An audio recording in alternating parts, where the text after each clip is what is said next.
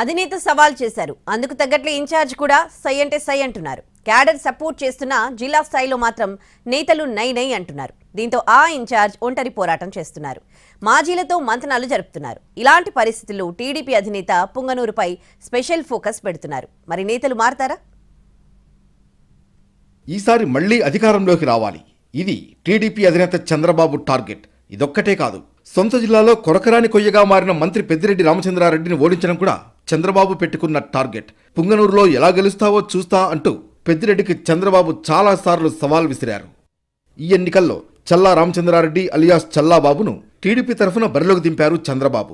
చల్లాబాబు పేరు ప్రకటించడంతో కేడర్లో జోష్ కనిపిస్తోంది. ఎన్నడూ లేనట్లు సభలు ర్యాలీలను సక్సెస్ చేశారు టీడీపీ కార్యకర్తలు. అయితే ఈ దూకుడుకు టీడీపీ అధినేత గతంలో చేసిన పర్యటన బ్రేక్ వేసిందనే టాక్ వినిపిస్తోంది. సాగునీటి ప్రాజెక్టుల విధ్వంసంపై చంద్రబాబు చేపట్టిన యాత్ర యుద్ధాన్ని తలపించింది. పుంగనూరులో పోలీసులపై రాళ్లు రువ్వడం, లాఠీచార్జ్ ఘటనలో చల్లాబాబుపై 7 కేసులు నమోదయ్యాయి. 300 మందికి పైగా కార్యకర్తలపై కూడా కేసులు నమోదయ్యాయి. అయితే పుంగనూరు ఇష్యూ తర్వాత చల్లాబాబుకు అధినేత అండగా ఉన్నా సపోర్ట్ చేయాల్సిన జిల్లా స్థాయి నేతలు టచ్ మీ నాట్ అన్నట్లుగా ఉంటున్నారు. దీంతో మాజీలను కలుస్తూ కొత్త వారిని పార్టీలోకి చేరుస్తూ ఒంటరిగానే ప్రచారం చేస్తున్నారు చల్లాబాబు. మంత్రి పెద్దిరెడ్డిని ఢీకొట్టేందుకు ఒంటరిగా పోరాటం చేయడం టీడీపీలో కొందరు సీనియర్లకు మింగుడు పడడం లేదని టాక్ వినిపిస్తోంది. అందుకే తమకేం సంబంధం లేనట్లు, అంటీ ముట్టనట్లు వ్యవహరిస్తున్నారనే విమర్శ వినిపిస్తోంది.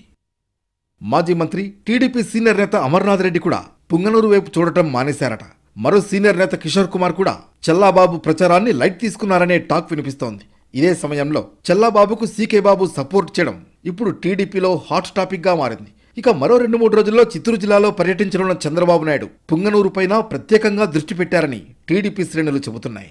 నిర్లక్ష్యంగా ఉన్న నేతల వివరాలు ఇప్పటికే తెప్పించుకున్నట్లుగా సమాచారం. మరి చూడాలి, పెద్దిరెడ్డిపై పైచేయి సాధించడానికి చంద్రబాబు ఎలాంటి చర్యలు తీసుకుంటారో.